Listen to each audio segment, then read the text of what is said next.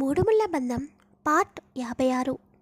రిషిని పట్టుకుంటే వైష్ణవి గతం మొత్తం బయటకు వస్తుంది. ఇదే కరెక్ట్ అని అనుకుంటూ వెంటనే స్టీఫెన్కి కాల్ చేస్తాడు విక్రమ్. స్టీఫెన్ కాల్ అటెండ్ చేయగానే వాడికి మెలకువ వచ్చిందా అని అడుగుతాడు. వచ్చింది సార్. వాడు అడ్రస్ కూడా చెప్పాడు. ఎవరో ఇక్కడి వారు కాదంట, డీల్ ఇచ్చిన వ్యక్తి వేరే కంట్రీ నుండి ఇచ్చాడని చెబుతున్నాడు. అలాగే మేడం గారిని ఆ డీల్ కుదుర్చుకున్న వ్యక్తి చంపేయమని చెప్పాడు అని విక్రమ్కి చెప్పగానే విక్రమ్లో కోపం పెరిగిపోయి ఎవడు వాడు అని చాలా గంభీరంగా అంటాడు విక్రమ్. వీళ్ళకి తెలియదంట సార్, వీళ్ళ బాస్కి తెలుసు అని చెబుతున్నాడు అని అనగానే ఏ కంట్రీ నుండి డీల్ వచ్చింది వాళ్ళకి అని సీరియస్గా అంటాడు విక్రమ్. వేరే కంట్రీ నుండి వచ్చిందని తెలుసు తప్ప కంట్రీ పేరు వీళ్ళకి తెలియదని చెప్పాడు. నేను వాడు చెప్పిన లొకేషన్కి వెళ్ళాను, కానీ అప్పటికే అక్కడ ఎవరూ లేరు. మళ్ళీ వీడిని తీసుకొచ్చి గెస్ట్ హౌస్కి ఇప్పుడే తీసుకొచ్చాను సార్. ఈ విషయం చెబుదామని మీకు కాల్ చేస్తుంటే మీరు లిఫ్ట్ చేయలేదు అని చెబుతాడు స్టీఫెన్. దానికి విక్రమ్ నేను కొంచెం బిజీగా ఉన్నాను అని చెప్పి, కానీ విక్రమ్కి అంతా వింటూ ఉంటుంటే తనలో కోపం పెరిగిపోతూ ఉంటుంది. అసలు ఈ రాక్షసి చుట్టూ ఏం జరుగుతుంది? వేరే కంట్రీ నుండి డీల్ కుదుర్చుకున్నారంటే అది కూడా వైష్ణవిని చంపమని అని అనుకుంటుండగానే విక్రమ్ పిడికిలి బిగుసుకుంటుంది. అసలు ఎవరు నువ్వు వైష్ణవి? ఎక్కడి నుండి వచ్చావు? నీ గతంలో ఏం జరిగింది? అసలు ఇప్పుడు నీ చుట్టూ ఏం జరుగుతుంది? ఇవన్నీ నువ్వు నోరు తెలిస్తే గానీ తెలియడం లేదు. నువ్వేమో బాధనంతా నీ మనసులోనే ఉంచుకుని పైకి మాత్రం నార్మల్గా ఉంటే ముందు నిన్ను 4 పీకాలని అనిపిస్తుంది అని అనుకుంటూ వాడిని గెస్ట్ హౌస్లోనే ఉండిచ్చు స్టీఫెన్. నేను నీకు ఒక పని అప్పచెపుతాను, నీకు ఒక డీటెయిల్స్ పంపిస్తాను. వాడిని సాధ్యమైనంత తొందరలో పట్టుకుని మన గెస్ట్ హౌస్కి తీసుకునిరా. వాడిని తీసుకొచ్చిన తర్వాత నాకు వెంటనే కాల్ చేయి అని చెప్పి రిషి డీటెయిల్స్ అన్నీ స్టీఫెన్కి పంపిస్తాడు విక్రమ్. ఓకే సార్, మీరు చెప్పిన పని త్వరగా చేసి మీకు కాల్ చేస్తాను అని చెప్పి స్టీఫెన్ కాల్ కట్ చేస్తాడు. విక్రమ్ తన పర్సనల్ రూమ్లోకి వెళ్ళి వైష్ణవి పక్కన బెడ్పై పడుకుని వైష్ణవిని నెమ్మదిగా తన గుండెలపై పడుకోబెట్టుకుని వైష్ణవి చుట్టూ చేతులు బిగించి, నా నుండి తప్పించుకోవాలని అనుకుంటున్నావా? అందుకేనా రిషిగాడిని కలిసావు? వాడేదో భయపడితే వాడిని పెళ్లి చేసుకుంటానని చెప్పావు. అసలు నువ్వు పెళ్లి చేసుకోవడానికి ముందు వాడు రెడీగా ఉండాలి కదా అని అనుకుంటూ వైష్ణవి ఫేస్ వైపు చూస్తాడు.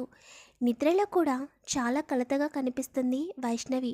ఎందుకే రాక్షసి అన్నీ నీ మనసులోనే దాచుకుంటున్నావు? నాకు చెబితే నా ప్రాణాలకేమన్నా ప్రమాదమని ఆలోచిస్తున్నావా? నీ గురించి కనుక్కోమని డిటెక్టర్కి చెప్పాను. వాళ్ళు ఫోన్ చేసి అసలు నీ డీటెయిల్స్ ఇండియాలో మ్యాచ్ అవ్వడం లేదని చెప్పారు. నాకు అప్పుడే అర్థమైంది నీది ఇండియా కాదని. అసలు నువ్వు ఎక్కడి నుండి వచ్చావు? ఎలా ఇండియాకి వచ్చావు? అన్నీ ఆ రిషిగాడిని 4 పీకితే మొత్తం చెబుతాడు. నీ ముఖంలో సంతోషం చూడాలి తప్ప ఎప్పుడూ బాధ చూడకూడదని ఎన్నోసార్లు అనుకున్నాను. కానీ ఆ బాధను నీకు పరిచయం చేసిన ఆ రిషిగాడిని ఎట్టి పరిస్థితుల్లోనూ వదిలిపెట్టను. వాడికి నా చేతుల్లో తొందరలోనే ఉంది. టెంపుల్లో నిన్ను అంతలా ఏడిపించాడంటే నీ మనసుకి ఎంత గాయమయ్యి ఉంటుందో నాకు అర్థమవుతుంది. అందుకే వాడంతా ధీమాగా ఉన్నాడు. ఏదో విషయంలో నిన్ను బ్లాక్మెయిల్ చేస్తున్నాడు. వాడు చెబుతున్నప్పుడు నీ ఫేసులో ఒక నిమిషం సంతోషం వచ్చిందంటే అది కూడా చాలా హ్యాపీగా అనిపించావు. ఆ సమయంలో నిన్ను అంతగా సంతోషపెట్టిన విషయం ఏంటి అని ఆలోచిస్తూ ఉంటాడు విక్రమ్.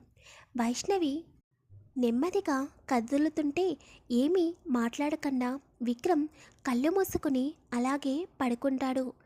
వైష్ణవి నెమ్మదిగా కళ్ళు తెరిచి చూస్తుంది. తను ఎక్కడ ఉందో ఒక నిమిషం వైష్ణవికి అర్థం కాదు. చుట్టూ చూసేసరికి తన చుట్టూ ఎవరో చేతులు వేశారని అర్థమవుతుంటే నెమ్మదిగా తల పైకెత్తి చూస్తుంది. విక్రమ్ కళ్ళు మూసుకుని పడుకుని ఉన్నట్లు నటిస్తాడు. వైష్ణవికి విక్రమ్ గుండెలపైన తను ఉన్నదని అర్థమవుతుంటే తన పెదవులపై చిన్న చిరునవ్వు వస్తుంది. అలా విక్రమ్ని చూస్తూ ఉంటుంది.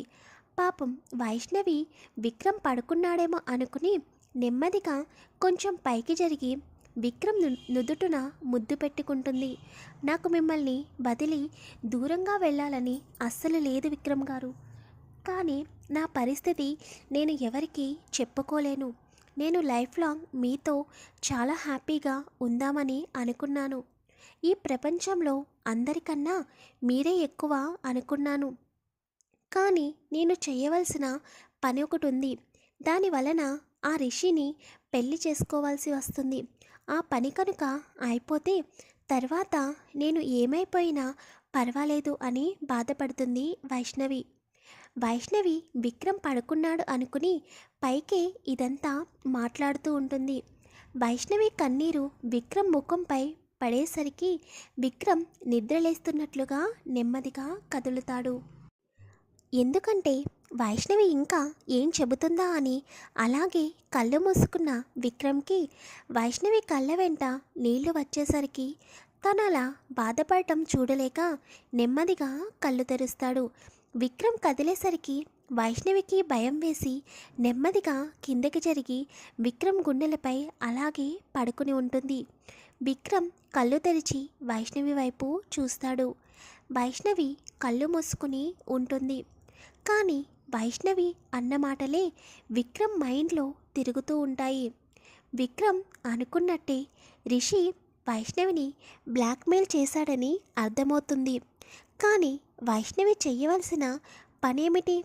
ఆ పని అయిపోయిన తర్వాత తను ఏమైపోయినా పర్వాలేదు అని అంటే ఇక్కడ నేనేమైపోవాలి?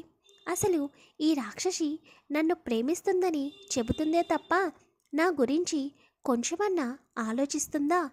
ఇది దూరంగా ఉంటే ముందు నేను హ్యాపీగా ఉండగలనా? అసలు ఇది లేకుండా నేను బ్రతకగలనా?